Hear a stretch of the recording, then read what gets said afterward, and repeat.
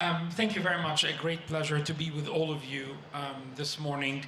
And the short answer is half full, half empty in terms of a glass. So the case here and the title talks about the balancing act.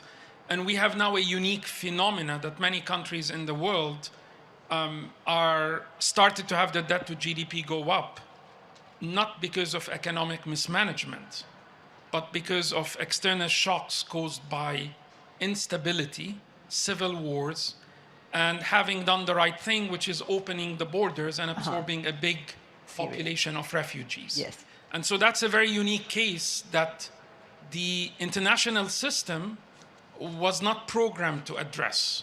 So the IMF has the standard recipe of austerity,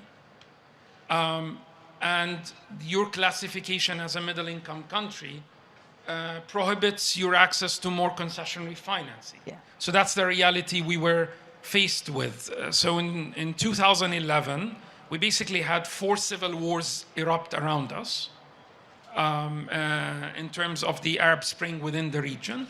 And we had a 21% increase in population because of having to absorb 1.3 million refugees. And all of what that causes is then a perfect storm. High energy prices had skyrocketed, and a massive military security burden on your borders because you want to protect your own country, keep it a safe haven, allow the refugees the ability to come to safety. With that formula, the international system is not structured really to address that type of phenomena. So 10 years before that, we were doing 6.1% average growth rate. Our debt to GDP was in the low 60s. Deficit to GDP on average was below 3%. So we were, within the good targets that we had. All of a sudden, in 25 years, the past 25 years, the past 6 years, our debt to GDP started to go up 5 percentage points a year. And it's very much because of the external shocks.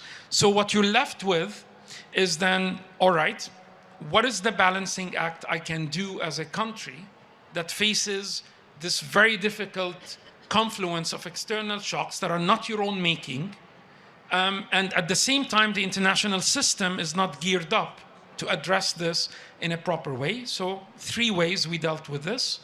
1, we implemented a very strong fiscal reform program, a very tough austerity, 2 successive IMF programs, standby arrangement, EFF, to increase the financial self-reliance, stop the financial bleeding.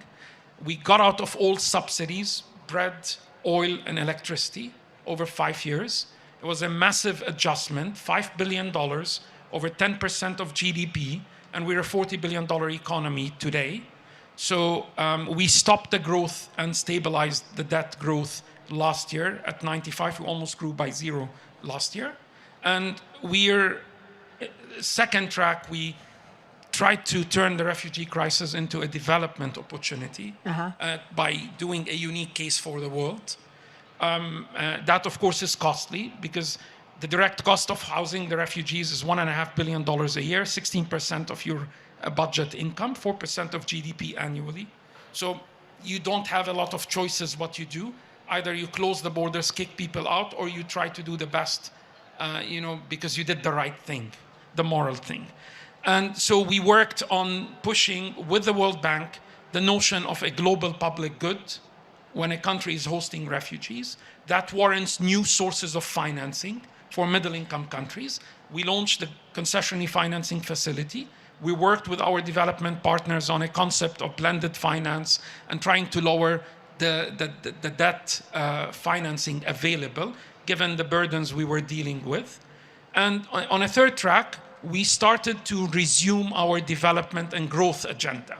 Because you're in a firefighting mode, a very difficult situation. You try to come back to resuming your development and growth agenda. And so we launched in 2015 a 10-year plan focused on growth.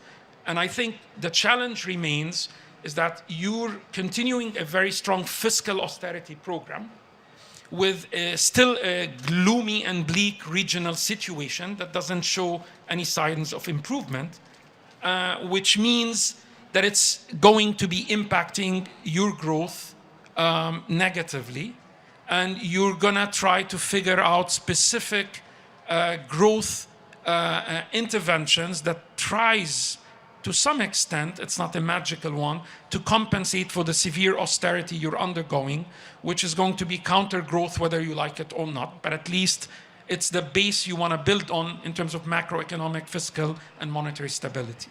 Thank you, Minister. We'll get back to the issues of dealing